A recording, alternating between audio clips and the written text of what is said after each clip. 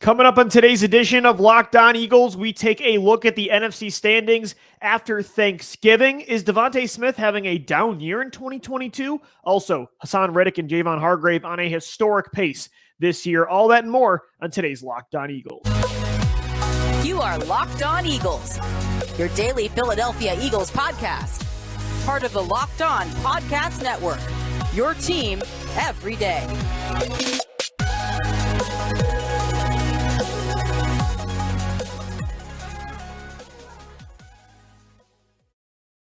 We thank you for making Locked On Eagles your first listen each and every day. Welcome in, Eagles fans, to a Friday edition of the show. It's Black Friday. Today's episode of Locked On Eagles is sponsored by BetOnline.net. They have you covered this season with more props, odds, and lines than ever before because BetOnline is where the game starts. You can find Locked On Eagles Monday through Friday on all podcast platforms, on YouTube as well, and make sure you hit us up on Twitter at Locked On Birds and at DiBiase LOE. I hope everybody had a great Thanksgiving.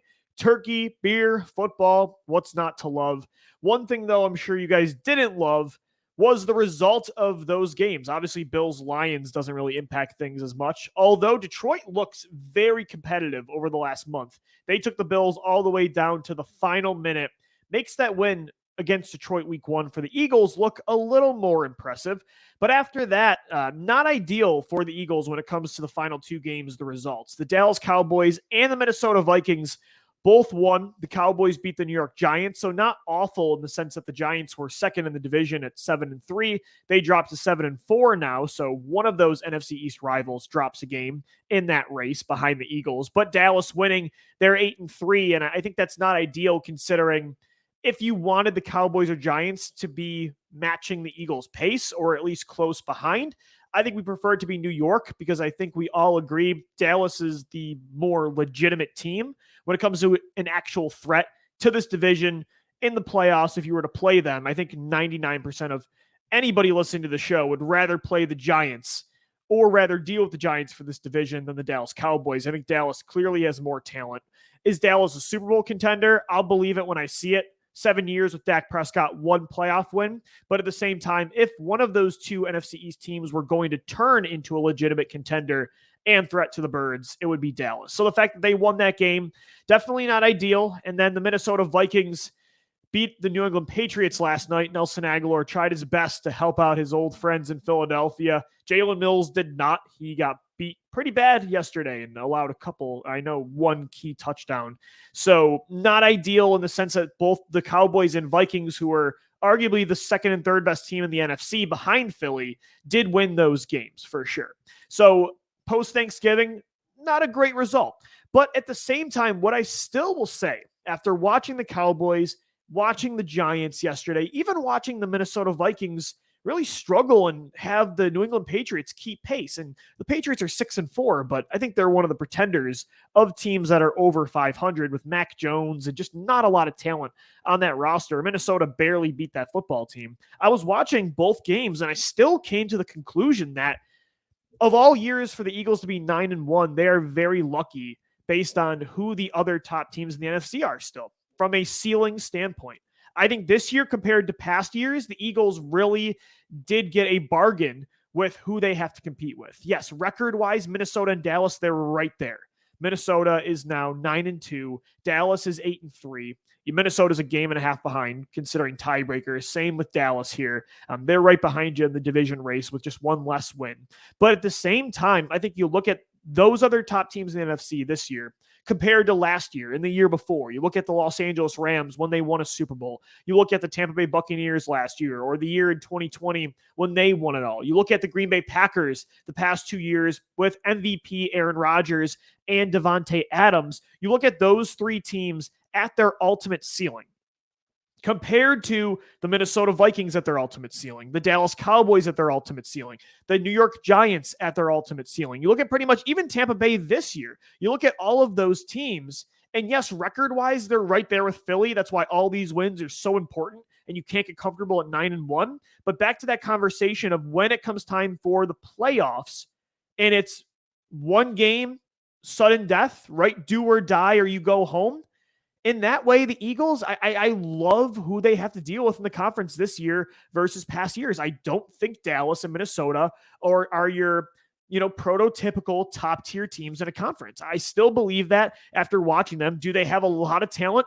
Absolutely. Dallas is loaded on both sides of the ball. So is Minnesota, but they just don't play like unstoppable top teams. They don't look like the Eagles at their ceiling. They don't look like the Bills at their ceiling, or the Chiefs, or again, the Rams of last year, the Packers, the Buccaneers. I'm still coming away with the conclusion that of all teams in the NFC who I don't want to see or who I want to avoid until the conference championship, I would still say it's the San Francisco 49ers and it's the Tampa Bay Buccaneers. I still think at some point Brady and that roster that's been in it every year lately, they're going to figure it out. Or at least more to the standpoint of they'll figure it out and be a bigger threat in the playoffs than Dallas and Minnesota. Maybe most people don't agree with that right now. I would still rather play the Cowboys, the Vikings, the Giants than I would San Francisco or even the Buccaneers. I think San Fran, you look at yes, Jimmy Garoppolo doesn't scare you at all. That's the good thing about the conference this year entirely, even with the other teams I mentioned. There's not really a quarterback that you're scared of. So that's huge. But San Francisco, you look at, I was watching that Monday night game, and it was against Arizona, but you look at that group of four, weapons-wise, Brandon Ayuk, Deebo Samuel, George Kittle, Christian McCaffrey, the talent on that defense when they get fully healthy, that's the team that I'd rather avoid. I still think that's the second biggest threat in the NFC, or I should say the second team that could make it to the Super Bowl over the Eagles is the 49ers, over the Vikings, over the Cowboys, over those other teams. So not an ideal result on Thanksgiving when it comes to the impact on the NFC standings against the Eagles, with Dallas and Minnesota both getting a win, but I still don't think those teams are your typical top tier teams in a conference for sure.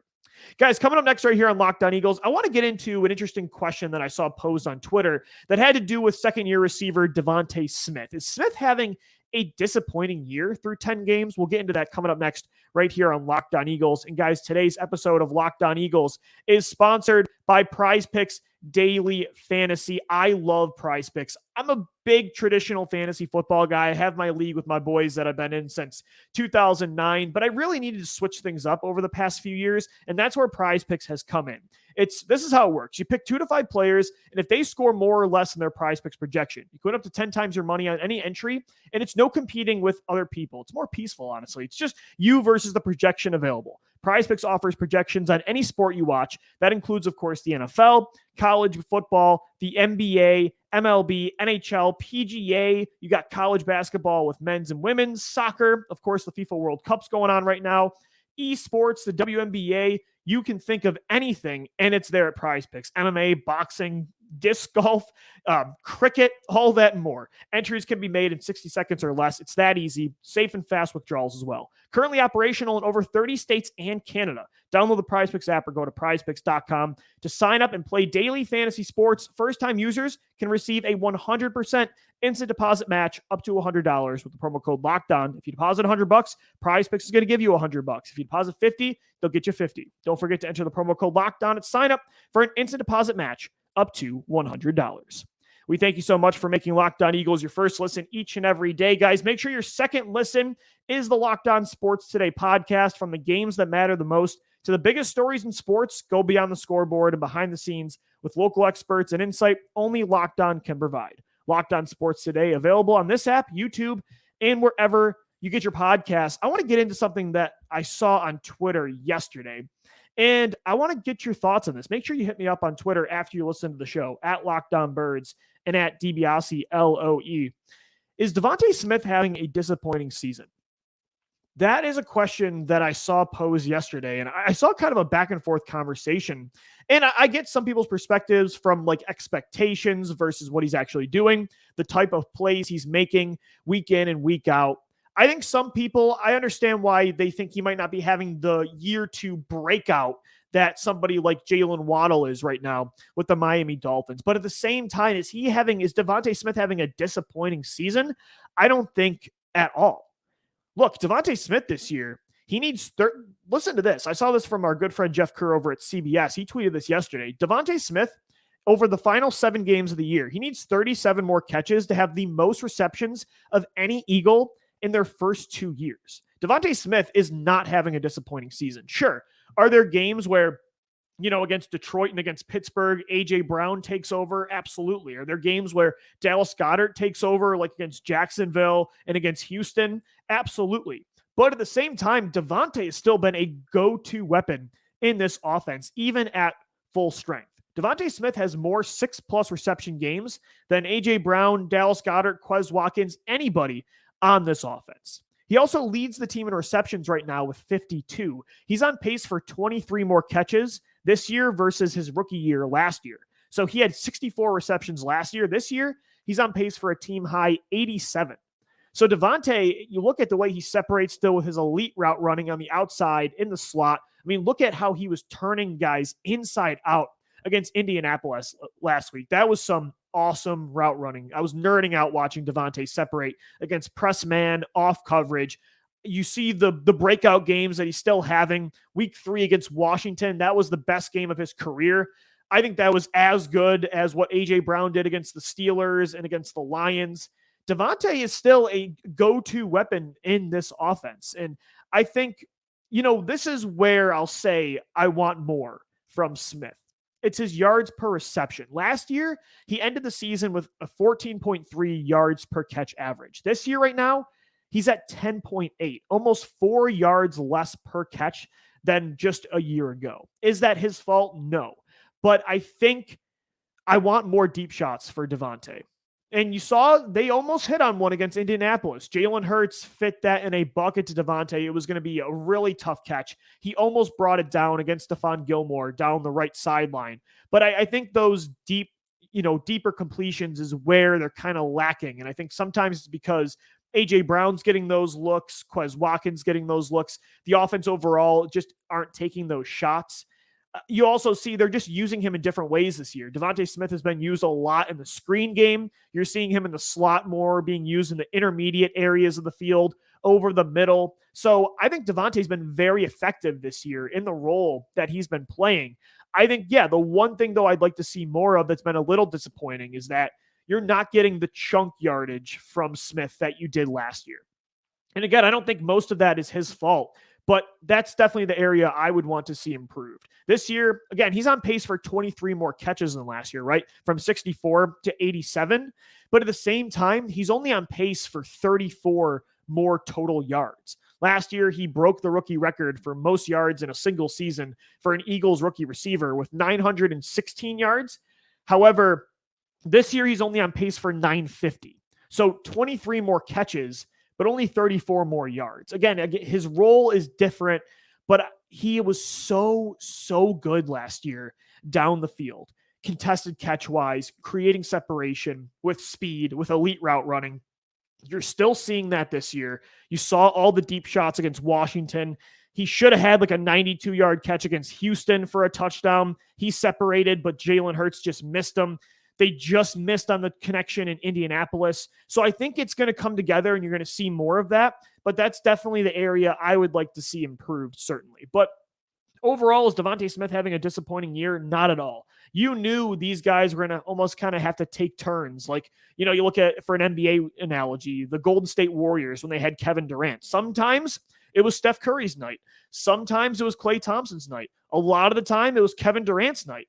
A.J. Brown's kind of like the Kevin Durant of this offense. He's going to get more of those games than these other weapons. And then I feel like Dallas Goedert's your Klay Thompson, right? He's going to have some massive games too. And then I would say DeVonta is maybe your Steph Curry, right? I think that's actually right too, considering he's the smaller guy that's more built on route running. Like that's like a jump shot. Whereas Kevin Durant and A.J. Brown, they were built in a lab with all the physical traits. I think that actually works. I think DeVonta is kind of like your Steph Curry in this offense. But at the same time, he's actually had, like I said, more 6+ catch games than A.J. Brown, than Dallas Goedert. So no, I don't think he's been disappointing at all. That's just kind of the nature of this offense. And I think he's going to continue to heat up down the stretch. Without Goedert still for about another month, he's going to be crucial moving forward. And I don't think you win that game against the Colts last week without DeVonta. Coming up next right here on Locked On Eagles, the Eagles on defense are killing it when it comes to getting to the quarterback with a 4-man pass rush. They're on a historic rate that I want to get into coming up right here on Locked On Eagles. And guys, today's show is sponsored by Simply Safe Security. Simply Safe is securing your home. But if you've been putting it off, you've got to get over to Simply Safe. It's the #1 home security system for 50% off. This is their biggest offer of the year, and you don't want to miss it. I love their technology. It makes me feel so much more secured when it comes to their crystal clear live HD stream of your security cameras, the wide variety of high-tech sensors. Honestly, there was a time where I thought something was going on at my new place, and Simply Safe reassured me that all things were good. They were named the best home security system of 2022 by the U.S. News and World Report, a third year in a row. In an emergency, 24/7 professional monitoring agents use Fast Protect technology exclusively from Simply Safe to capture critical evidence and verify that the threat is real. That's what happened with me. So you can get priority police response. Simply Safe is home security with advanced sensors for every room, window, and door. HD security cameras for inside and out, smarter ways to detect motion that alert you only when a threat is real, and even hazard sensors that detect fires, floods, and other threats to your home. Don't miss your chance to save big on the only security system I recommend. Get 50% off any new Simply Safe system at simplysafe.com/LockedOnNFL. This is their biggest discount of the year, so don't wait. It's simplysafe.com/LockedOnNFL. There is no safe like Simply Safe. I'm Louis DiBiase. We thank you so much for making Locked On Eagles your first listen each and every day. Getting into some DeVonta Smith talk, a look at the NFC standings after the Thanksgiving games. The Eagles have a big matchup this Sunday night against the Green Bay Packers. Aaron Rodgers has been super disappointing this year, but I still think that he is the best quarterback the Eagles have faced this year. Outside of, it's been Kirk Cousins. From a talent perspective, Trevor Lawrence in Jacksonville and maybe Kyler Murray in Arizona. But I still think even this year's version of Aaron Rodgers, still the toughest test that the Eagles have faced. It's going to be very important for this defense to make sure Rodgers is uncomfortable. And I think that starts with two players, Haason Reddick and Javon Hargrave. It is, again, the Eagles are so deep on the defensive line. Brandon Graham has been stepping up. That sack against Matt Ryan last week to end the game was huge. You also see what Jordan Davis did before he got hurt. And Ndamukong Suh now stepping up. And Linval Joseph. And Josh Sweat arguably has been their most consistent pass rusher on the edge this year from a pass rush win rate standpoint. But the two big guys that are killing it, and they're going to be crucial to getting to Rodgers on Sunday night, Haason Reddick and Javon Hargrave. They're really on a pace sack production-wise that we haven't seen in decades. So Reddick and Hargrave right now, Reddick has 7.5 sacks. That leads the team. Javon Hargrave has 7 sacks. By the way, he has 6 sacks in the last 3 games. He is on fire. He had the most pressures of any defensive lineman, even last week against the Colts for the Eagles, and he did not get a sack. He's been tearing it up this last month. It's kind of cool to see.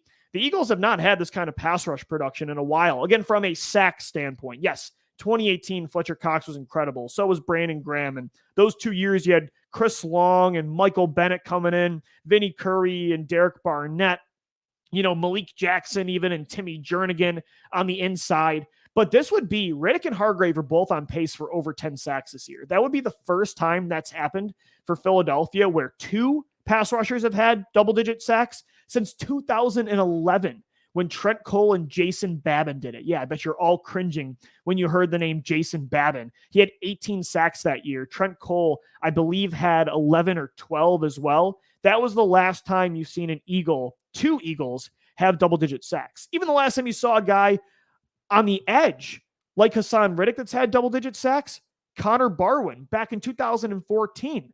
It's been 8 years. Fletcher Cox had 10 sacks in 2018, but from a defensive end player, you haven't seen it since Barwin in 2014. Haason Reddick's doing it this year. Javon Hargrave is doing it. They are also the first Eagles teammates to have 7+ sacks in 10 games since 1992 with Reggie White and Clyde Simmons. They are going to be so important moving forward to keep pace in this NFC and secure that #1 seed. And honestly, after this year, I think the Eagles have to pay Javon Hargrave. Last year you saw how dominant he was the first half of the season, and then he kind of slowed down a little bit, and I was wondering, was that just a flash in the pan for Hargrave?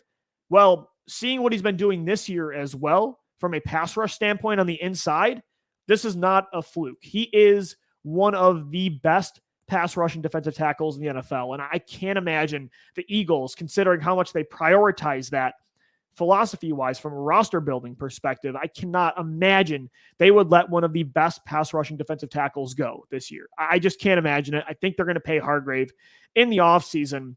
And I think it's probably the last you've seen of Fletcher Cox, right? Because if they pay Hargrave, you have Hargrave long-term, Jordan Davis, Milton Williams, Marlon Tuipulotu. You've got 2 first-round draft picks this year. You could draft another defensive tackle. Heck, even you could consider bringing back Ndamukong Suh or Linval Joseph over Fletcher Cox. There's a lot of options.